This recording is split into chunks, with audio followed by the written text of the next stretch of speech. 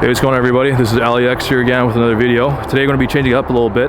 Today's going to be more so of an informational type of video. What I'm going to be talking about today is basically how to not lose your gains without having access to a gym. Because obviously we've worked really hard to achieve our gains, to achieve a certain amount of muscular development, to achieve a certain amount of strength.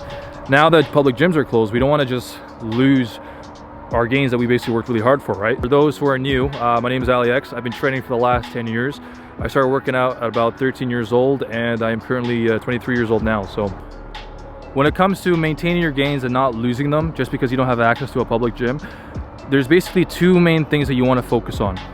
The first thing is that you want to train wherever you can with whatever you have. And the second thing is that you want to maintain your diet. I'm going to try to talk about both these in a little bit more detail here, okay?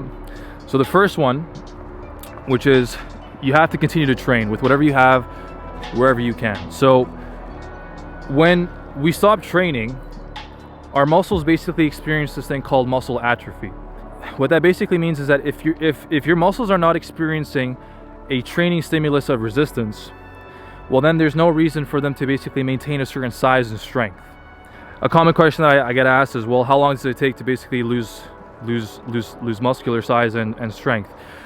From what I've experienced and the research that I've done, generally speaking, it takes about 3 to 4 weeks of inactivity where you're basically not training at all, where you start to experience loss in muscle size, muscle definition, and muscular strength. So it takes about 3 to 4 weeks for that to happen. I've lost gains before due to inactivity because I've gotten injured, where I've basically injured my back twice, I've injured my shoulder once, where I had to go through periods of a few months where I literally could not train at all because I was basically injured. I needed to recover as much as I possibly could, right? So now when it comes to basically training with very minimal equipment, another concern that people have is that, well, they might say, well, can you really do much with very little equipment? And the answer is yes, you can. It's all about how do you modify these exercises and how do you basically put them in certain sequences that you can still get an effective workout, even if you only have, let's say, 2 dumbbells or a pull-up bar or a TRX band or whatever, right? Or even just one resistance band. It's a matter of how do you do these exercises in certain sequences with the right amount of repetitions and sets to still get an effective workout. But I'm going to be making more videos about how to get effective workouts and with very minimal equipment coming soon, basically. But for the time being, just to reiterate, the first component to basically not losing your gains is that you want to continue to train wherever you are with whatever you can. Number 2 is the diet. Now, talking a little bit more about diet, what I've experienced a lot with people is that just because they can't train as they normally do, they kind of be like, okay, then what's the point of maintaining my diet? That's a big mistake that you do not want to make. A lot of people are going through this phase right now where they're stuck at home, they can't go to the gym, and they're basically 2 things are happening. They're bored and they're eating a lot of food, which now is basically putting them in a caloric surplus. A caloric surplus is basically when you're eating more calories than you need to maintain your current body composition. That's happening a lot right now. People are basically bored at home, they're watching Netflix, they're basically just stuffing their face throughout the day. That's a recipe to basically gain fat and lose muscular definition. You do not want to do that. The other thing that commonly happens is that people basically begin to start eating less than what they normally do.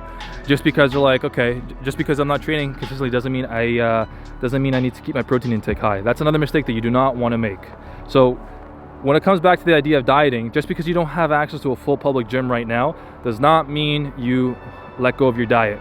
You want to make sure that you're still hitting your caloric intake. You want to make sure you keep your protein intake high. So I'm going to make another video talking about diet in a little bit more depth in terms of how to calculate how much grams you need of protein, carbs, and fats. But that'll be a topic for another video. But coming back to the main topic of this video, which is how to not lose your gains at home, there's 2 things you need to focus on. You need to continue to train with whatever you have, wherever you can, and number 2 is that you want to maintain your diet. Do not let your diet go out.